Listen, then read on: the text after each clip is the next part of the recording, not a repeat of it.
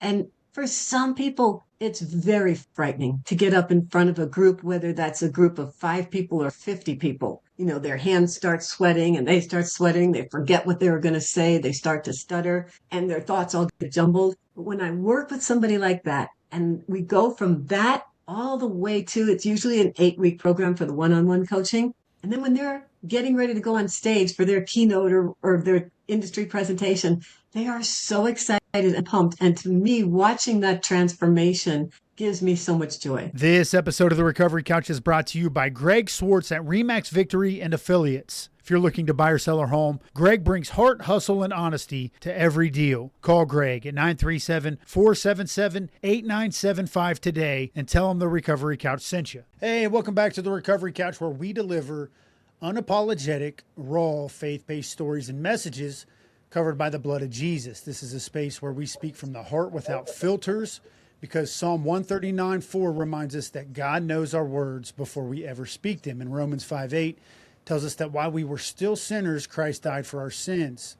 That's why the Recovery Couch exists, to meet people exactly where they are, because here we believe when you offer someone a space to be real, you're also offering them a space to heal. Today, I'm honored to welcome a woman who spent more than 3 decades helping leaders find their voice and use it with purpose. Mary Van Dorn has coached executive leaders to the masters of art and communication from the stage, and equipping them not just to speak, but to move hearts, to inspire action, and to call audiences forward. Her training, insight, and passion have helped countless leaders rise, stand confident in their message, and step into the influence God has placed on their lives. Mary, thank you so much for joining us, and welcome to the Recovery Couch. How you doing today? Thank you, Brendan. I appreciate that. I am doing absolutely fabulous.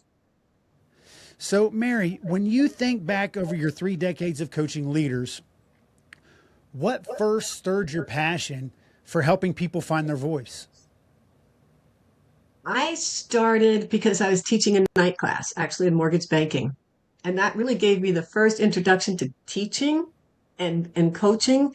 And I learned to use the skills I learned educating in night school, because then I wanted to go develop sales in the mortgage banking. It's a long story I won't get into now, but I was stepping into the sales part of it. And I thought, I'm going to speak to bigger audiences. I can't go door to door, knock on realtor doors. That's going to take me forever to build a business. So I started to put on larger presentations to big offices and then industry events and what have you. And I built my sales team tremendously that way. I mean, that was my main way of doing it. And people started to come to me and say, how do you do that? How do you get up in front of all those people and talk? Well, how I did it was, I was a single mom and I needed to make a buck and I needed to make it quick. And so that was my real motivation to start. And it came easy to me in a sense that, because when I was talking to my audience, whether it was CPAs or realtors or community groups, I really had a message that I wanted to share. I was passionate about the work I was doing, and I knew I was really good at it. And I would be doing a disservice to people if I didn't share my message and get them to come to me. Sometimes they didn't, and they'd go elsewhere. And then sometimes they'd come back and say, oh, I should have come to you in the first place. So I became really passionate at making sure that they understood exactly what they were getting when they came to me. And when people started to come to me and ask how I could help them, I thought, well, this isn't that hard. And for some people, it's very frightening to get up in front of a group, whether that's a group of 5 people or 50 people. Their hands start sweating and they start sweating. They forget what they were going to say. They start to stutter and their thoughts all get jumbled. But when I work with somebody like that, and we go from that all the way to, it's usually an 8-week program for the one-on-one coaching. And then when they're getting ready to go on stage for their keynote or their industry presentation, they are so excited and pumped. And to me, watching that transformation gives me so much joy. And I also love going into, I have some organizations here locally. They're homeless shelters for women. And I will go in there and work with those women on presentation skills, because The skills that I teach for you to relate to an audience, whether that's 50 people or 500 people, it's the same skills you can use on your one-to-one daily conversations. It's the same way of connecting with people. You're going to connect with your audience as if you're connecting with each and every one of them. You're going to look at them. You're going to try to speak to the person that needs to hear your message. And sometimes you might be speaking to 50 people, and there might be only two people there that really need to hear what you have to say. And if you connect with them, you have been successful because that was the purpose of you being there. I always tell people too, when your heart is on service, you can't be nervous. When you're going out to truly do what's on your heart, that just rests there. Just let it rest there. And you don't have to worry about anything else because you know you're going to be delivering from there. And then I think a lot of the fear goes away. Yeah, I had a follow up question, but just hearing that makes me want to ask you a different question. So, in part of your training and your one on one coaching, you're not only teaching them how to speak more professionally on stage, but it sounds like you're offering encouragement to be courageous. What parallels are you drawing from scripture into that courageousness, trying to help them believe that they're good enough? Lean on a few of them. And to be quite honest, Brendan, I'm not somebody, I have my Bible is within 4 feet of me, but I'm not somebody that can quote scripture, to be honest with you. But I Yeah. have my feelings. I know, like when the Lord said, I am who I am and I am in you. And then I think to myself, when I go to get up there, if God is in me, then all things are possible. I can do anything. He's right here in my heart and soul. I'm going to step up here and let it shine. There's no reason for me to doubt anything because I wouldn't doubt him. And that was really that's the mind frame I try to approach everything with today. It took me a long time to grasp that, but that's a really good answer because we shouldn't fear. Sometimes I do still, though, when I get on the stage, Mary, but you've helped leaders move audiences to action. And there's a big difference between speaking in front of an audience and the audience hearing what you're talking about. But you help leaders move audiences to action. How do you do that when you're coaching somebody one on one? Some is we have to show the audience how you can help them attain what they need. What is their pain point and what is it that they really need? And you have to be able to show them how they can do that. And you can do that by telling your own stories. You can use testimonials. But when you learn to tell the stories so that they can see that you have, especially in your case, where you have been where they are and you have gotten out of that. And then they can see that that gives them hope. And that's the first thing that they need is hope. Now you've instilled within the hope. Also, while you're speaking to them, we talk about ways to get them to, in a very short time, you have to get them to like you, to feel that you understand them, and then they'll trust you. And that you have to do in, 15, 20 minutes. So okay, they're liking you, and now they see that your journey connects with theirs. Now maybe I can trust you. So what are you telling me I can do? How can you help me? Okay, that's a very concise way of putting it, but that's really what we're trying to do. No, yeah. Yeah, it makes a lot of sense. How can you get your likability to land on the audience, and from there, you're almost storytelling, and you Mhm. want to take them through a good story. Am I gathering that correctly? Stories are huge. I do complete presentations on telling a good story, on being a good storyteller. And it's something that we are all very naturally gifted with as being a storyteller. As children, you look at a 2-year-old that's trying to explain to you why they should have a lollipop before dinner. And they can be very convincing, and nobody taught them how to do that. It's just that as we've grown up, people have told us to be quiet or keep it to yourself or what have you. And so we don't share that emotion and that energy as easily as we did when we were younger. So it's just helping people draw that out is huge in the storytelling. And the other thing that stories can do is we want our audience to feel that we are inferior to them. Like maybe where they're sitting, they've never been as low as you. So in that case, we're a little bit inferior to them. we also want to feel like we're equal so that they feel like we're right here. You and I can connect. And then we need them to feel that you are superior to them. Not that you're better than them, but you have overcome. So when you can connect in those three levels, that's when people are starting to really lean in and listen to what you have to say. Wow, that's a very detailed algorithm. It sounds like that you've mastered throughout your years of speaking, teaching, and now coaching. What's the difference, Mary, between a speech that sounds good and a message that truly resonates in an audience's heart? I think it's connecting with that audience, letting them know that you care about them and that your message here is to help them in whatever the pretense is that you're there, right?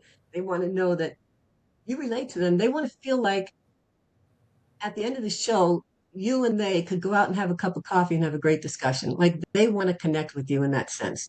And so sometimes we get up and it can be a great speaker and they can have all their success stories and all their testimonials, but they leave the audience feeling like, well, yeah, he did it, but that didn't help me do it, right? Not that we're going to be able to take them on that entire journey, but they have to know that you can take them on that journey. Relatability, likability, these are words that I'm relating to what you're saying. How do you coach someone to stay authentic as opposed to maybe a performing version of themselves when they're speaking? I would say the short answer is in their storytelling.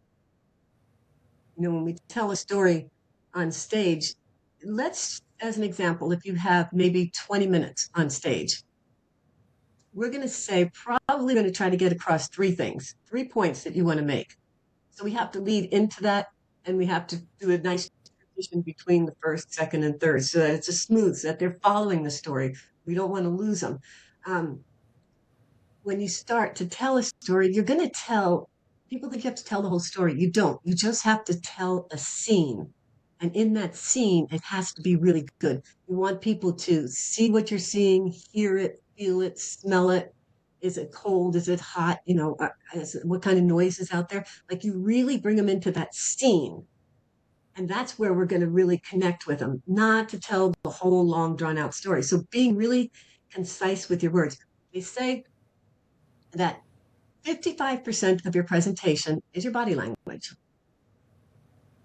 38% is your tone. How do you use your tone? Up and down, fast, slow?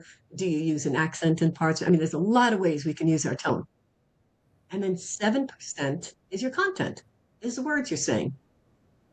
What that speaks to me is that you have to be impeccable with your words. And sometimes people say to me, I just need 3 bullet points and I can get up there and do it. I'm like, man, you are wasting so much good. You only have 7% to get that message across. You have to really write that speech out, practice it, practice it. I'm not saying it has to be memorized, but it has to be very well rehearsed because you don't want to lose them. And if you start going off on a tangent, and it doesn't have to be far, every 8 seconds, we have to engage them one way or another, whether it's moving with your body and what have you. There was a study done. They had reviewed the top 50 TED Talks. Of the top 50 TED Talks, the ones that landed in the bottom 50% and as far as higher ratings, etc., in 1 minute, they had approximately 223 or so, low 220s movements, whether it was a hand movement, a nodding, a hand gesture, 220. The ones in the top 50% had over 470 movements in that talk, in that 15-minute talk. Now, that sounds like a lot, but it's not. If this is a hard screen to do that on, right? In this little square here. But when you're on a stage, you can turn this way, you can walk 2 steps that way, but you have to keep moving because our brain works that way. So if you're going to keep them engaged, you're going to be telling your stories. That's your body language. You're going to have the 7% contact. When you start bringing all of that in, that's what makes a speaker somebody that people are not going to go into their phones with, right? They're not going to stop looking away because they don't want to miss it, right? So, up to 93% of a good speech is going to be tone inflection and body posture. So it sounds like almost, and both of those, almost all that 93% is going to require some sort of confidence. How do you attribute confidence into your coaching curriculum when you are teaching somebody speaking? Well, sometimes we have to take baby steps in the beginning to get that confidence to come across. And we might not start with working on their keynote. There might be other things that we're going to work ahead of time, getting them more comfortable in front of the camera, getting them more comfortable to talk about themselves. Um, Traditionally, men are not willing to be as vulnerable on stage as women are. That is changing a lot more now because we're getting some really great speakers out there. And men are seeing other men being a little bit more vulnerable. It just means that everybody in the audience is going, oh, okay, now he's real, right? Now I can understand he is really like me, right? The other thing is, keynote speakers were always men for so many years, and women are becoming more and more prevalent on stage, but it's still mostly men. But women are in business, like in finance. There's more than 50% of wealth managers are women now. So if you're a man and you're getting in front of a group that is 50-50, you really want to be able to relate to them. And being vulnerable opens you up. And I'm not saying you have to spill all your dirt, but you just have to open yourself up so people can see who you are. I love that, Mary. That's been a key theme since I've really started rolling my sleeves up and getting serious about healing in my own life. Vulnerability has been one of the key words that continues to be at the forefront of the discussion of what does it look like to heal. And it sounds like even when you're speaking, the relatability of the speaker can you can plant the seed of relatability with vulnerability. I like that a lot. Do you believe, Mary, that learning to use your voice can be a form of healing? Speaking of healing, and if so, how have you seen that play out with some of the people that you coach? Absolutely, especially with it's quickly obvious to me with some of the women that I work with in these shelters because they're getting ready to go out on a job interview and they might not have a lot of confidence. And we go through some exercises there that are a lot of fun. And sometimes it's just me one on one. Other times we do it in group sessions. And the women are more supportive. And when they see one another doing it, then they become more open to it and they become more confident to realize that, hey, people are relating to me. As you know, in group discussions, when people open up, you open up to those people yourselves because they're more like you. You see that they're no different than you, and we're all going through the same sort of things. So it's the same thing when we work in small groups and starting to build confidence that way. And understand in those groups too, a lot of it is they're not going to do a big presentation, but they have to go into a job presenting themselves and why they are the best candidate for that. So building that confidence, we get to do that in some of the workshops that we do as well.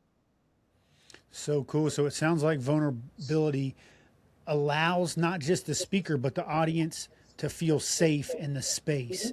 And then once the speaker is vulnerable, the audience can connect. And that's where the cup of coffee that you were talking about at the beginning of the conversation comes into play, where the audience members feeling like, man, I could really go have a cup of coffee with Mary or Brandon. I love that. I love how you tied that in. Have you ever watched someone's personal story? And this is relevant to me here, Mary, this question. Have you ever watched someone's personal story become the very thing that unlocked their leadership and their influence? Quite a few times, quite a few times. Um, yeah, I can tell you, I coached a gentleman one time, and I joked because I was introducing him on a stage one time, and I said, his business is helping people plan an exit strategy for their business. So it's very numbers oriented. It's very black and white. It's very methodical. And he was giving a keynote and he wanted help with that. So when we started to talk about it, and like I said, we need to open up who we are and tell who we are. And that was absolutely nothing of the sort. And I said, even his website, his colors were black, white, and gray. And he had no social media presence. He didn't even have a LinkedIn presence. And he his business was generated by word of mouth. which is wonderful. And business brokers would use him to help with their clients. But now he wanted to expand that. So he needed to get out and talk. And he said, well, I don't do anything. There's nothing I do. And I said, do you have a family? I don't want to talk about my family. But we talked about different instances in his life. And then he found a way to bring about and talk about his couple of daughters. And he just lit up. He just lit up when he started to talk about him. So we found a way of bringing small stories in that actually tied back to his business. And then and he actually opened with one of those stories because he was a little bit nervous. And I said, let's get it out of the way. Let's get one.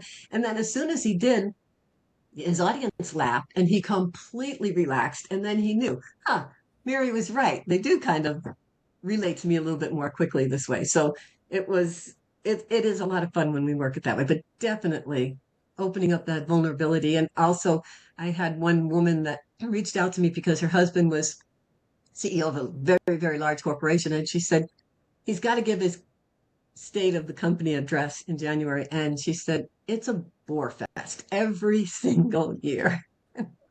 He's been doing it 15 years. So she convinced him to work with me that year. It was much different than anything he'd done before.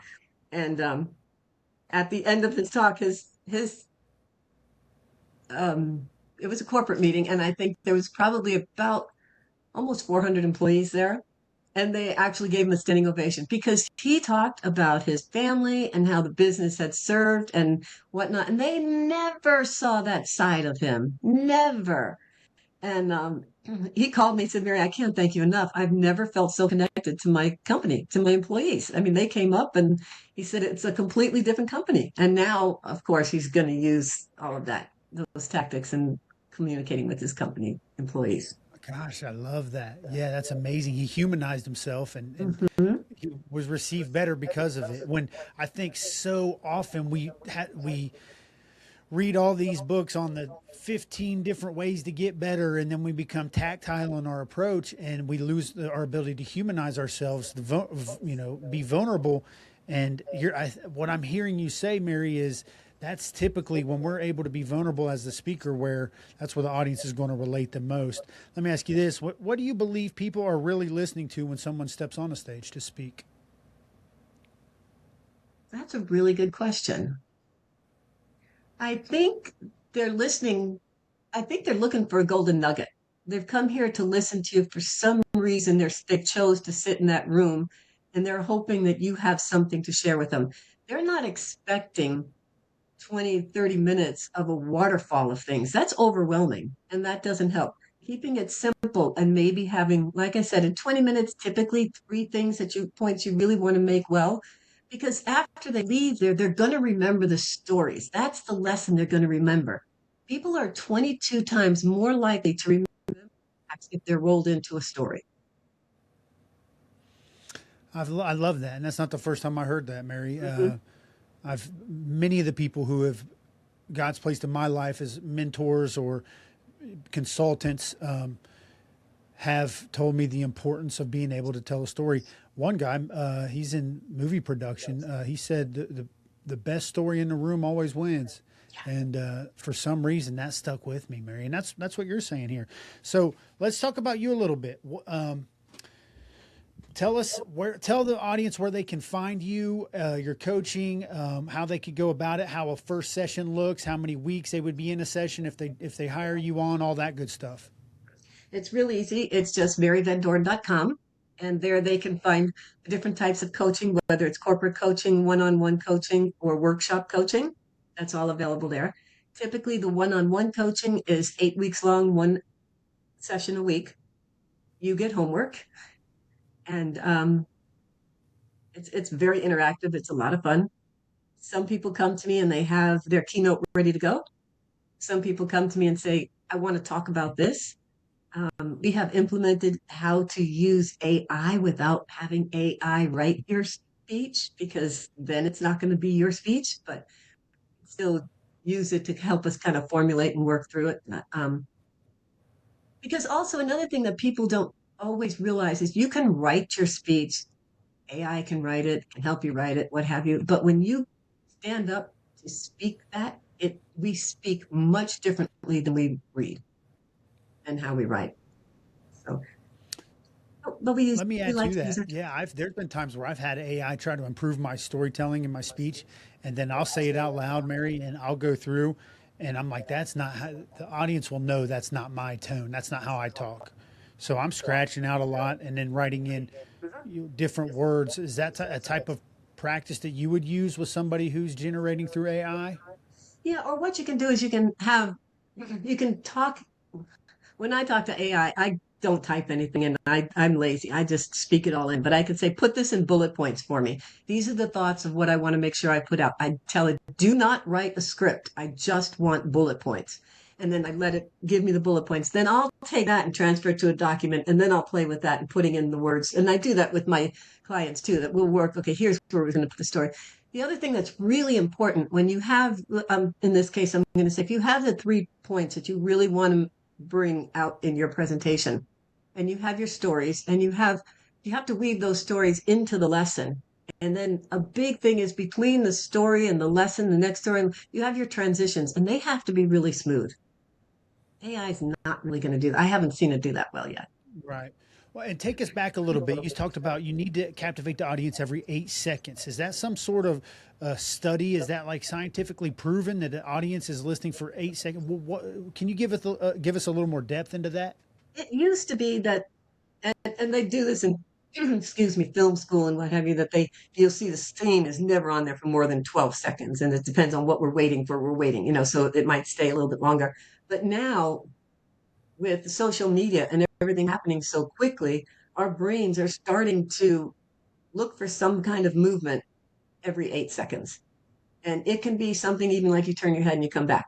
It keeps your brain attention by having some sort of movement there. So this is like neurobiology 101 with you know the access to so many dopamine inducing Yep. cell phones and whatnots.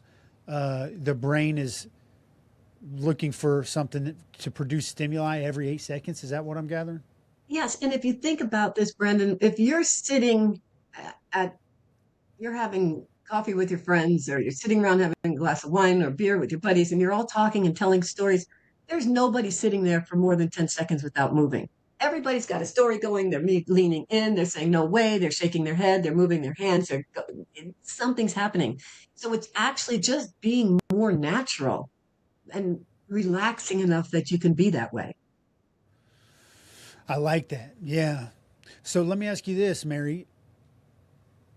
What do you coach? How do you teach somebody who needs to recover if they get on stage and the worst possible scenario happens?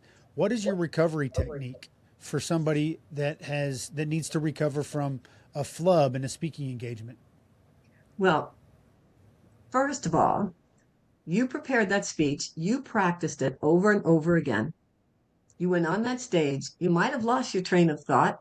You didn't have your notes, or the tech went down and you lost your teleprompter or what have you. You had to finish it.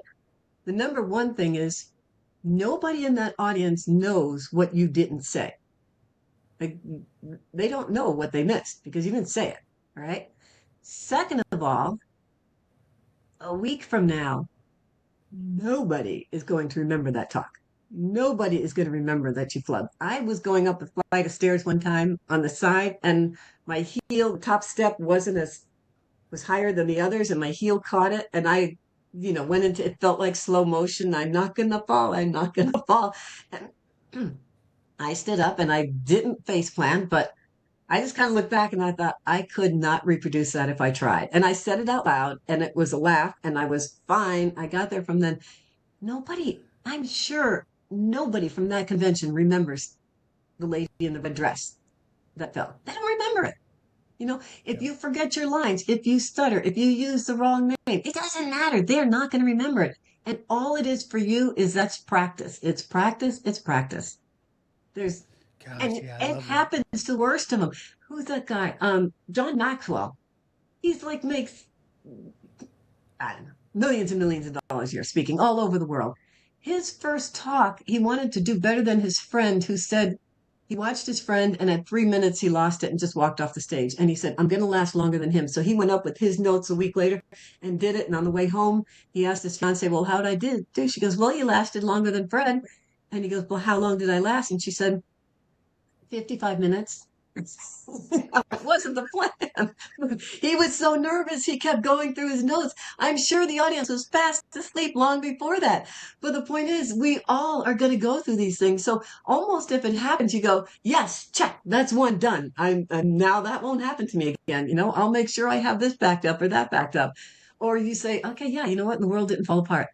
Stage didn't collapse. I wasn't swallowed up. That's fine. They didn't throw tomatoes at me. I'm fine.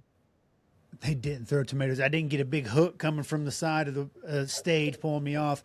What, Mary, would you like to give, as we're coming close to our time here, what advice would you like to give to a young speaker early in their career? Speaking engagements are just coming their way. What type of advice would you like to give them? I think the most important thing you can do for yourself is to practice. I would say practice it on camera and then watch it, turn down the volume and watch it and look at what your body language, do it on your cell phone, stand 6 feet away from it and watch yourself and see what you're doing and see where you can improve on that. And then Very good.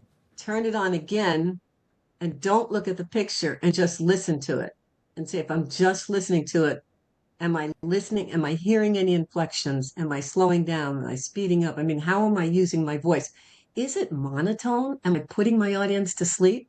So those are two things you can do on your own. And of course, you could practice in front of other people too. And some people are actually afraid to practice in front of family than they are strangers. Mary, that's great advice. Gosh, I have so many notes I need to take on this topic. I want to thank you so much for coming on the Recovery Couch. Let them know one more time where they can reach you to get any speaking opportunities, coaching opportunities, anything that they can get through you. Where should they go? Thank you, Brendan. It is simply at maryvandorn.com. MaryVanDorn.com. Please go and check her out. Just a brilliant mind and a heart to help other people. And I love that. And I'm so grateful for having you today, Mary. Don't forget to go check us out on our YouTube channel. Check us out on LinkedIn, any social media. Listen to the podcast wherever you listen to podcasts. Like, comment, link, subscribe, and remember that you always have a seat right here on the Recovery Couch. This episode of the Recovery Couch is brought to you by JB Davis at South Dayton Toyota. For integrity, service, and unbeatable deals, call JB and his team at 513-267-5225 and tell them the Recovery Couch sent you. As we close today's conversation with Mary Van Dorn, we're reminded that every voice carries purpose, and every story, no matter where it begins, has the power to move hearts and call people forward. Mary shared with us that connection, vulnerability, and authenticity aren't just communication tools, they're bridges that turn words into impact. She taught us that confidence is built through practice, that leadership is unlocked through honesty, and that golden nugget that someone in the audience is searching for, it may be hidden inside your own journey. Here at the Recovery Couch, we believe that when you show up real, God shows up powerful. So wherever you are in your process, whether you're stepping onto a stage, whether you're stepping into your calling, or simply just learning to trust your voice again, remember this: recovery isn't just about what you're leaving behind. It's about what you're being called into as well. If this episode spoke to you, share it with someone who needs it. Give them the reminder that their story still matters. And as always, I want to thank you for joining us here on the Recovery Couch, a place where we meet people right where they are, and we walk together toward healing, purpose, and hope.